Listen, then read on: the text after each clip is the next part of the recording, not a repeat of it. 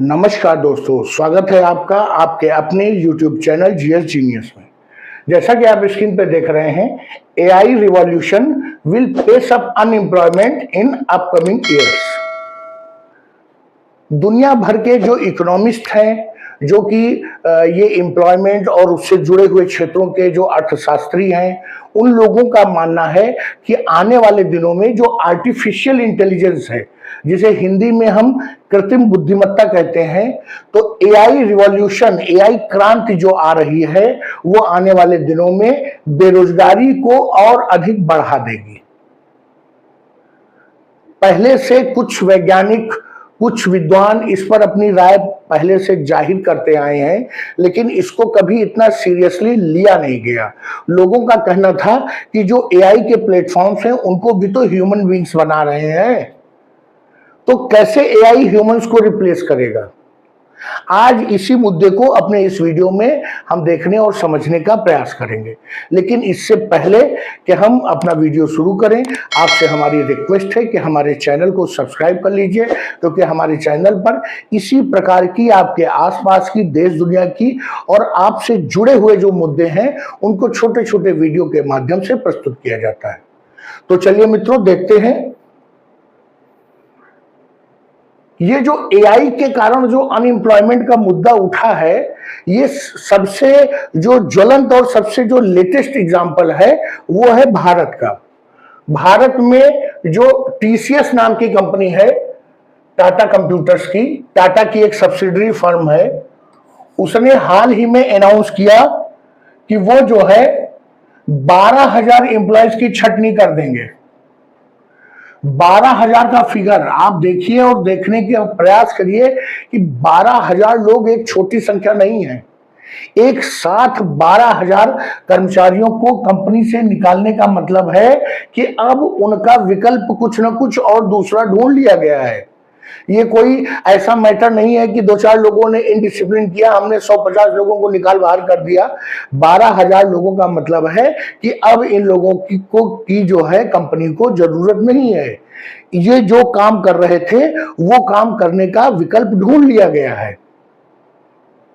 अब ये जो जबरदस्त जो ये छटनी होगी, जो नौकरी जाएगी, उसके पीछे अगर जिम्मेदार कारणों की बात करें, तो दबी जुबान में जो विद्वान लोग हैं, जो इस क्षेत्र के जानकार हैं, उनका मानना है कि जैसे चैट जीपीटी, क्लाउड और जेमिनी, इस तरह के जो एआई प्लेटफॉर्म्स हैं, एआई टूल्स हैं, वो जिम्मेदार हैं। हालांकि टीसीएस ने कभी इसको स्वीकार नहीं किया कि एआई टूल्स या एआई प्लेटफॉर्म्स के कारण जो काम ये जो छोटे मोटे एम्प्लॉइज करते थे, डेली रूटीन वर्क स्क्रीन के सामने बैठकर, अब वो एआई प्लेटफॉर्म्स पर उन पर आसानी से किए जाते हैं, ज्यादा जल्दी किए जाते हैं और ज्यादा विश्वसनीय तरीके से किए जाते हैं। जो काम 20 लोग कर रहे थे, उस काम को एक आदमी एआई प्लेटफॉर्म की मदद से उनसे कम समय में कर सकता है। यही कारण है इस छटनी का। हालांकि टीसीएस ने इसको स्वीकार नहीं किया है, लेकिन जो जानकार लोग हैं, उनका यही मानना है। अब अभी ये मामला केवल टीसीएस तक सीमित नहीं रहेगा। आप देखेंगे कि आने वाले दिनों में जो भारत में और भी जो टेक जायंट्स हैं, चाहे टेक महिंद्रा हो, आपका विप्रो हो, एक्सेंचर हो, ये सब जो कंपनियां हैं जो कंप्यूटर के क्षेत्र में काम कर रही हैं, ये सब भी इसी ट्रेंड को फॉलो करेंगी, इसी पैटर्न को फॉलो करेंगी और आने वाले दिनों में ज्यादा से ज्यादा लोगों को कंपनी से निकाल बाहर किया जाएगा। बड़ी संख्या में नवयुवक जो अब तक मीडियम लेवल की जो सैलरी पा रहे थे और कंपनी में आराम से सेटल थे, कुछ लोग 5-5, 10-10 साल से एक ही पोस्ट पर बैठे, एक ही कंपनी में रूटीन वर्क कर रहे थे, ये उनके लिए खतरे की घंटी है। क्योंकि ये टीसीएस अकेले ऐसा नहीं करेगा। आने वाले दिनों में और कंपनियां भी इसी रास्ते पर चलेंगी और अपने खर्चों में कटौती करेंगी। इसका यह मतलब बिल्कुल नहीं है कि भारत में आईटी जॉब्स खत्म हो जाएंगी। आईटी जॉब्स रहेंगी, लेकिन जो भारतीय जो युवा जो कि लगातार कंप्यूटर्स के क्षेत्र में लगातार आगे बढ़ रहे थे, जो भी अगर मैं कहूं कि जो छात्र सिविल इंजीनियरिंग करते थे, जो छात्र मैकेनिकल इंजीनियरिंग करते थे, उनको जब अपने फील्ड में नौकरी नहीं मिलती थी तो वो कंप्यूटर कंपनियों में 3 महीने 6 महीने की ट्रेनिंग लेकर के सॉफ्टवेयर डेवलपमेंट, वेबसाइट डिजाइनिंग, ये सब काम करने लगते थे। और ऐसा नहीं है कि वो उन काम उनके पसंद का नहीं था, वहां पर उनको अच्छा पैकेज मिलता था। तो वो समय अब समाप्त होने जा रहा है कि जब भारतीय युवा बड़ी आसानी से आईटी जॉब्स पा जाते थे और अपना जीवन यापन करते थे, अपना सम्मान पूर्वक अपना जीवन यापन करते थे, अच्छा वेतन पाते थे। पिछले 3 दशकों में अगर हम बात करें, समय लगभग वही मान के चलिए 1990 से 1990 या 1995 से अगर हम कहें, तो जो सबसे ज्यादा लाभ है आईटी फील्ड का वो भारत को ही मिला है। पूरे विश्व में, पूरे विश्व में आईटी सेक्टर को भारत ही डिफाइन करता था, वही डायरेक्ट करता था। भारत के जो नवयुवा थे वही आईटी सेक्टर की का पर्याय बन गए थे। आईटी जो काम है वो चाहे यूरोप में हो रहा हो, चाहे चाइना में हो रहा हो, चाहे यूएस में हो रहा हो, चाहे इंडिया में हो रहा हो, चाहे जापान में हो रहा है, लेकिन वहां काम कौन कर रहा है? वहां भारतीय इंजीनियरिंग ग्रेजुएट्स काम कर रहे हैं।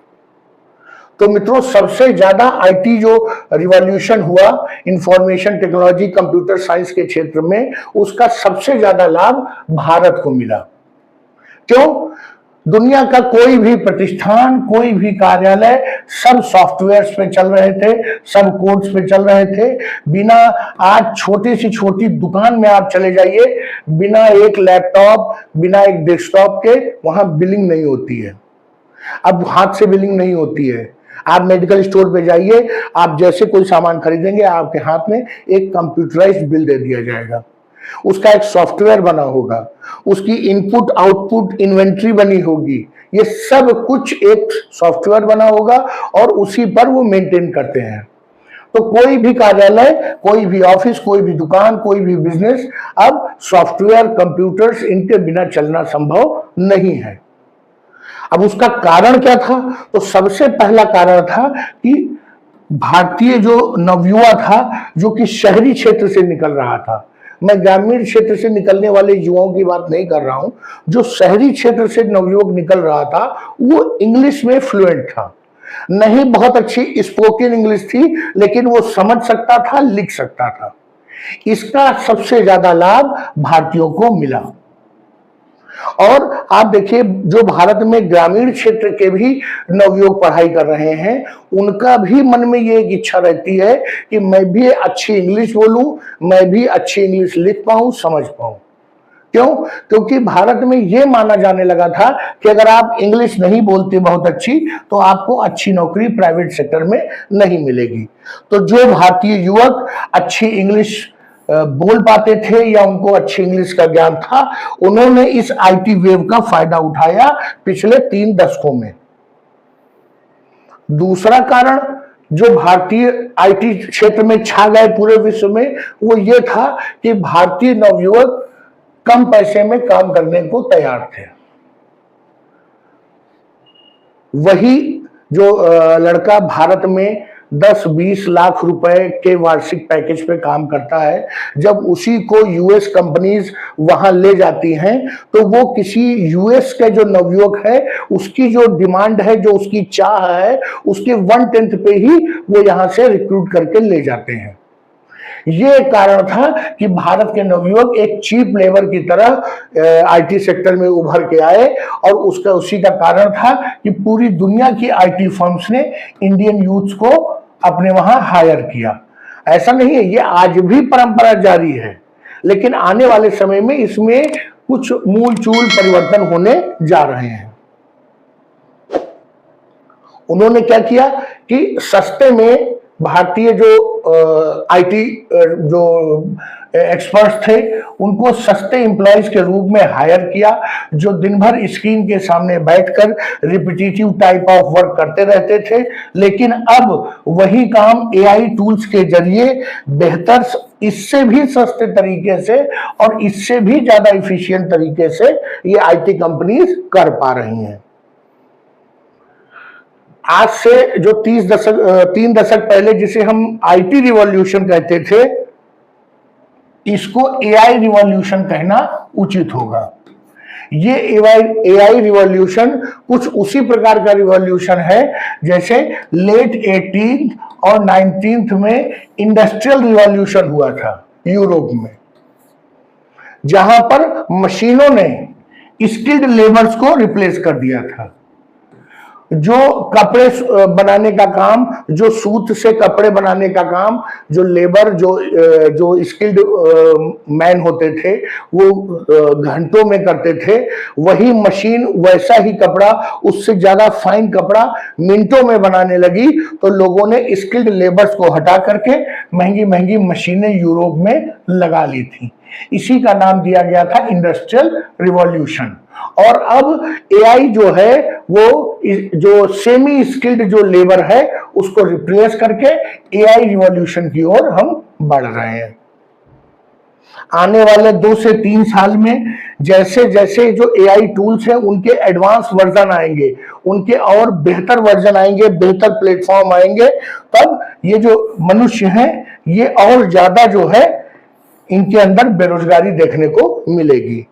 मनुष्यों की तब जरूरत केवल जो कॉम्प्लेक्स टाइप के वर्क हैं या जो सुपर स्किल्ड टास्क हैं, केवल उन्हीं के लिए मनुष्यों की जरूरत होगी। बाकी सारा काम एआई करके आपको दे देगा। तो मित्रों, ये मैंने बात की, मुख्यतः मेरा उद्देश्य है कि आज के समय में जो बेरोजगारी की हालात हैं लगभग फटने को है।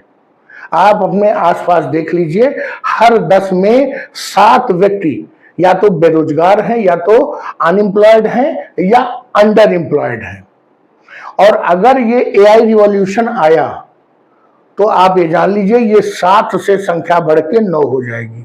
हर 10 में 9 जो नवयुवा है वो बेरोजगार होगा।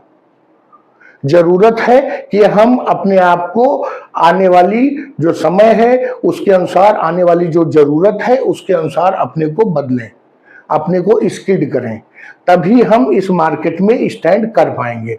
और इसका सबसे बढ़िया उदाहरण अभी 2-4 दिन पहले ही टीसीएस ने 12,000 लोगों को अपने वहां से उनकी छटनी कर दी है। तो चलिए मित्रों, वीडियो को यहीं समाप्त करते हैं।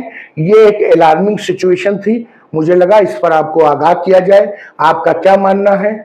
आने वाले समय में एआई क्या मनुष्यों की नौकरी खा जाएगा?